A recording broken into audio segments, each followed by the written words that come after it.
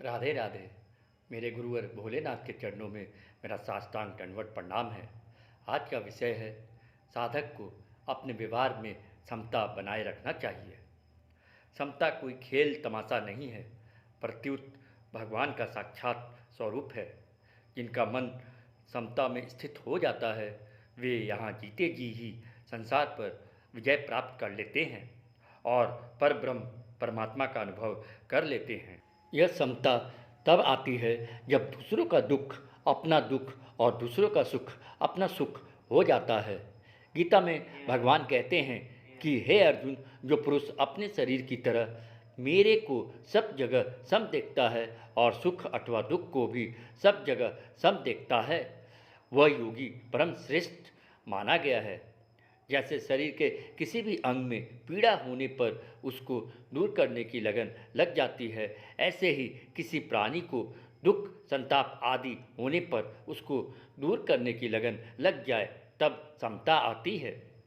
जब तक अपने सुख की लालसा है तब तक चाहे कितना उद्योग कर ले, समता नहीं आएगी।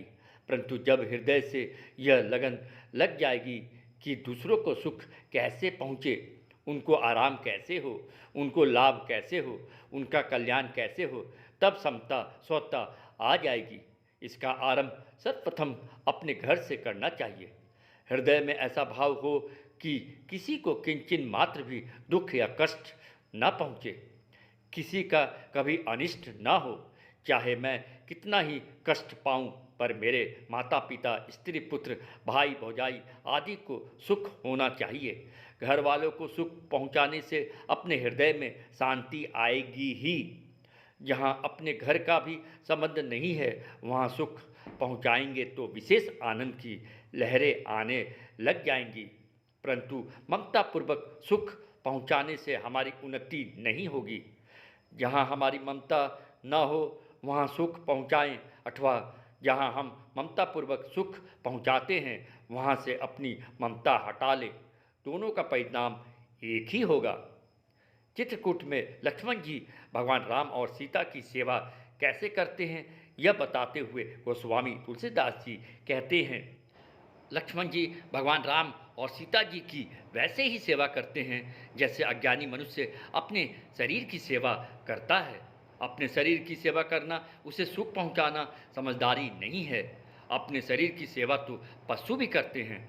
जैसे बंदरी की अपने बच्चे पर इतनी ममता रहती है कि उसके मरने के बाद भी वह उसके शरीर को पकड़े हुए चलती है, छोड़ती नहीं। परंतु जब कोई वस्तु खाने के लिए मिल जाती है तब वह स्वयं तो खा लेती है पर बच्चे को नहीं खाने देती। बच्चा खाने की चेष्टा करता है तो उसे ऐसी घुड़की मारती है कि वह ची ची करते भाग जाता है। अतः ममता के रहते हुए समता का आना असंभव है। जिससे हमें कुछ लेना नहीं है, जिससे हमारा कोई स्वार्थ नहीं है, ऐसे व्यक्ति के साथ भी हम प्रेम पूर्वक अच्छा से अच्छा बर्ताव करें जिससे उसका हित हो।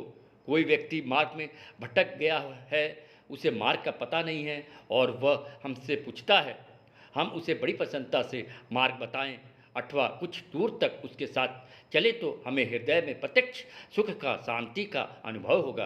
परंतु यदि हम जानते हुए भी उसे मार्ग नहीं बताएंगे तो हमारे हृदय में सुख नहीं होगा। यह अनुभव की बात है, कोई करके देख ले। किसी को प्यास लगी है तो उसे बता दे कि भाई इधर आओ, इधर ठंडा जल है। फिर हम अपना हृदय देखें, हमारे हृदय में प्रसन्नता आएगी, सुख आएगा। यह सुख हमारा कल्याण करने वाला है। दूसरा दुख पाए पर मैं सुख ले लूँ, यह सुख पतन करने वाला है। इससे न तो व्यवहार में हमारी उन्नति होगी और न परमार्थ में। हम सत्संग का आयोजन करते हैं, उसमें आने वाले व्यक्तियों के बैठने की व्यवस्था करते हैं तो उनसे प्रेम पूर्वक कहें कि आइए यहाँ बैठिए। उन्हें वहाँ बैठाएं जहाँ से वे ठीक तरह से सुन सके, वे आराम से कैसे बैठ सके, ठीक तरह से कैसे सुन सके, ऐसा भाव रखकर उनसे बर्ताव करें। ऐसा करने से हमारे हृदय में प्रत्यक्ष शांति आएगी। पर वही हुक्म चलाएं कि क्या करते हो, इधर बैठो, इधर नहीं, तो बात वही होने पर भी हृदय में शांति नहीं आएगी। भीतर में जो अभिमान है वह दूसरों को चुभेगा, बुरा लगेगा। ऐसा बर्ताव करे और चाहे कि समता आ जाए तो वह कभी आएगी नहीं। सबके हित में जिसकी प्रीति हो गई है उन्हें भगवान प्राप्त हो जाते हैं। कारण कि भगवान प्राणी मात्र के परम सुहृद हैं। वे प्राणी मात्र का पालन पोषण करने वाले हैं। आस्तिक से आस्तिक हो अथवा नास्तिक से नास्तिक, दोनों के लिए भगवान का विधान बराबर है। एक व्यक्ति बड़ा आस्तिक है, भगवान को बहुत मानता है और उन्हें पाने के लिए साधन भजन करता है, और एक व्यक्ति ऐसा नास्तिक है कि संसार से भगवान का खाता उठा देना चाहता है। भगवान को मानने से और भगवान के कारण ही दुनिया दुख पा रही है। भगवान नाम की कोई चीज़ है ही नहीं, ऐसा उसके हृदय में भाव है और ऐसा ही प्रचार करता है। ऐसे नास्तिक से नास्तिक व्यक्ति की भी प्यास जल मिटाता है और यही जल आस्तिक से आस्तिक व्यक्ति की भी प्यास मिटाता है। जल में यह भेद नहीं है कि वह आस्तिक की प्यास ठीक तरह से शांत करे और नास्तिक की प्यास शांत न करे। वह समान रीति से सबकी प्यास मिटाता है। ऐसे ही सूर्य समान रीति से सबको प्रकाश देता है, हवा समान रीति से सबको श्वास लेने देती है, पृथ्वी समान रीति से सबको रहने का स्थान देती है। इस प्रकार भगवान की रची हुई प्रत्येक वस्तु सबको समान रीति से मिलती है। समता का अर्थ यह नहीं है कि समान रीति से सबके साथ रोटी बेटी, भोजन और विवाह का बर्ताव करे। व्यवहार में समता तो महान पतन करने वाली चीज़ है। समान बर्ताव यमराज का मौत का नाम है, क्योंकि उसके बर्ताव में विषमता नहीं होती। चाहे महात्मा हो, चाहे गृहस्थ हो, चाहे साधु हो, चाहे पशु हो, चाहे देवता हो, मौत सबकी बराबर होती है। इसलिए यमराज को समवर्ती, समान बर्ताव करने वाला कहा गया है। अतः जो समान बर्ताव करते हैं वे भी यमराज हैं। पशुओं में भी समान बर्ताव पाया जाता है। कुत्ता ब्राह्मण की रसोई में जाता है तो पैर धोकर नहीं जाता। ब्राह्मण की रसोई हो अथवा हरिजन की, वह तो जैसा है वैसे ही चला जाता है, क्योंकि यह उसकी समता है। पर मनुष्य के लिए यह समता नहीं है, प्रत्युत महान पशुता है।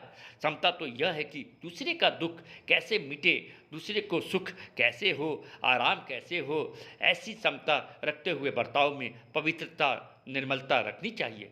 बर्ताव में पवित्रता रखने से अंतःकरण पवित्र निर्मल होता है, परंतु बर्ताव में अपवित्रता रखने से खान पान आदि एक करने से अंतःकरण में अपवित्रता आती है, जिससे अशांति बढ़ती है। केवल बाहर का बर्ताव समान रखना शास्त्र और समाज की मर्यादा के विरुद्ध है। इससे समाज में संघर्ष पैदा होता है। वर्णों में ब्राह्मण ऊंचे हैं और शूद्र नीचे हैं, ऐसा शास्त्रों का सिद्धांत नहीं है।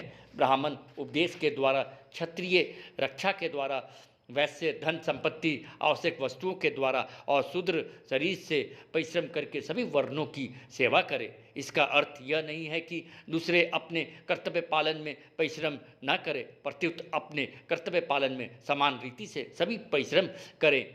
जिसके पास जिस प्रकार की शक्ति, विद्या, वस्तु, कला आदि है, उसके द्वारा चारों वर्णों की सेवा करें, उनके कार्यों में सहायक बने, परंतु चारों वर्णों की सेवा करने में भेदभाव न रखें। यदि समता लानी हो तो दूसरा व्यक्ति किसी भी वर्ण, आश्रम, धर्म, संप्रदाय, मत आदि का क्यों ना हो, उसे सुख देना है, उसका दुख दूर करना है और उसका वास्तविक हित करना है। उनमें यह भेद हो सकता है कि आप राम राम कहते हैं, हम कृष्ण कृष्ण कहेंगे, आप वैष्णव हैं, हम शैव हैं, आप मुसलमान हैं, हम हिंदू हैं, इत्यादि, परंतु इससे कोई बाधा नहीं आती है। बाधा तब आती है जब यह भाव रहता है कि वे हमारी पार्टी के नहीं हैं, इसलिए उनको चाहे दुख होता रहे पर हमें और हमारी पार्टी वालों को सुख हो जाए। यह भाव महान पतन करने वाला है। इसलिए कभी किसी वर्ण आदि के मनुष्य को कष्ट हो तो उनके हित की चिंता समान रीति से होनी चाहिए और उन्हें सुख हो तो उससे प्रसन्नता समान रीति से होनी चाहिए। जैसे ब्राह्मणों और हरिजनों में संघर्ष हुआ, उसमें हरिजनों की हार और ब्राह्मणों की जीत होने पर हमारे मन में प्रसन्नता हो, अथवा ब्राह्मणों की हार और हरिजनों की जीत होने पर हमारे मन में दुख हो, तो यह विषमता है जो बहुत हानिकारक है। ब्राह्मणों और हरिजनों दोनों के प्रति ही हमारे मन में हित की सम्मान भावना होनी चाहिए। किसी का भी अहित हमें सहन ना हो, किसी का भी दुख हमें समान रीति से खटकना चाहिए। यदि ब्राह्मण दुखी है तो उसे सुख पहुंचाएं और यदि हरिजन दुखी है तो उसे सुख ना पहुंचाएं। ऐसा पक्षपात नहीं होना चाहिए। प्रत्युत हरिजन को सुख पहुंचाने की विशेष चेष्टा होनी चाहिए। हरिजनों को सुख पहुंचाने की चेष्टा करते हुए भी ब्राह्मणों के दुख की उपेक्षा नहीं होनी चाहिए। इस प्रकार किसी भी वर्ण, आश्रम, धर्म, संप्रदाय आदि को लेकर पक्षपात नहीं होना चाहिए। सभी के प्रति समान रीति से हित का बर्ताव होना चाहिए। यदि कोई निम्न वर्ग का है और उसे हम ऊंचा उठाना चाहते हो तो उस वर्ग के लोगों के भाव और आचरणों को शुद्ध और श्रेष्ठ बनाना चाहिए। उनके पास वस्तुओं की कमी हो तो उसकी पूर्ति करनी चाहिए, उनकी सहायता करनी चाहिए, परंतु उन्हें उकसाकर उनके हृदयों में दूसरे वर्ग के प्रति ईर्ष्या और द्वेष के भाव भर देना अत्यंत ही अहितकर, घातक है तथा लोक परलोक में पतन करने वाला है।